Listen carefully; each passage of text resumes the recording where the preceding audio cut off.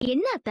என்ன காரியம் பண்ணிட்டு இருக்கீங்க? இந்த பாருதானா, தேவையில்லாம இந்த விஷயத்துல நீ தலையிடாத. நான் அவ்வளவுதான் சொல்லுவேன். நீ பாட்டுக்கு சவாரிக்கு போனோமா வந்தோமான்னு உன் வேலைய மட்டும் பாத்துக்கிட்டு, இந்த விஷயத்துல பெரியவங்க எங்களுக்கு தான் என்ன செய்யணும்னு எல்லாம் தெரியும். அத்த நான் பாத்துக்கிறேன், நீ கிளம்பு. என்னால அப்படிலாம் போக முடியாது. என்ன அத்த பேசிட்டு இருக்கீங்க? சௌந்தர்யா, நான் தான் உன்கிட்ட சொன்னேன்ல, அதுக்குள்ள இப்படி அவாய்ட் பண்ணனும் நீங்க வந்து நின்னா என்ன அர்த்தம்? தனா, இப்ப என்னத்துக்கு நீ அவகிட்ட இதெல்லாம் பேசிட்டு இருக்க? கருவை கலைக்கணும்னு அவ எடுத்த முடிவுல என்ன தப்பு இருக்கு? இது என்ன அவளை கல்யாணம் பண்ணிக்கிற அனுபவம் மூலமா வந்த குழந்தை இது? இல்ல எவனோ ஒருத்த இவளை காதலிக்கிறதா ஏமாத்தி கூட்டின்னு போய் கெடுத்து உருவான குழந்தை தானே இது. அந்த குழந்தைய எதுக்காக? உனக்கு கொஞ்சமாவது அறிவு இருக்கா? தேவையில்லாம முட்டாள்தனமா எதுவும் பண்ணிட்டு இருக்காத. நியாயமா இது உனக்கு தெரிஞ்சப்பவே யாருக்கும் தெரியாம நீயாவே இவளை கூட்டின்னு வந்து வயித்து கழுவி கூட்டின்னு போயிருக்கணும். எனக்கு இத தெரியற மாதிரி விட்டதே தப்புன்னு தான் நான் சொல்லுவேன். இங்க பாரு, நீ தேவையில்லாம இங்க நின்னு எதுவும் பிரச்சனை பண்ணி இருக்காத. முதல்ல வீட்டுக்கு கிளம்பு. நீங்க சொல்ல வர்றது எல்லாமே எனக்கு புரியுது. ஆனா இது ஒரு உயிர் அத்த. ஐயோ, அடா, அது யார் மூலமா வந்த உயிர்? அத கொஞ்சம் யோசியா. இந்த விஷயத்துல உன் பேச்ச நான் கேட்க மாட்டேன். இப்ப நீ கிளம்ப போறியா இல்லையா? இல்ல அத்த, என்னால முடியாது. நீங்க என்ன சொன்னாலும் இந்த கருவை கலைக்கிறதுக்கு நான் அனுமதிக்கவே மாட்டேன். ஏதானா நீ பண்றது தேவையில்லாத வேலை. உன் நல்லவன் தான், நான் இல்லன்னு சொல்லல. நீங்க இப்படி சர்வசாதாரணமா இந்த கருவை கலைச்சிடலாம்னு சொல்றீங்களே, எனக்கு இந்த வார்த்தையை கேட்கறதுக்கே ரொம்ப கஷ்டமா இருக்கு அத்த. நீ சொல்றது எனக்கு புரியுதுதானா?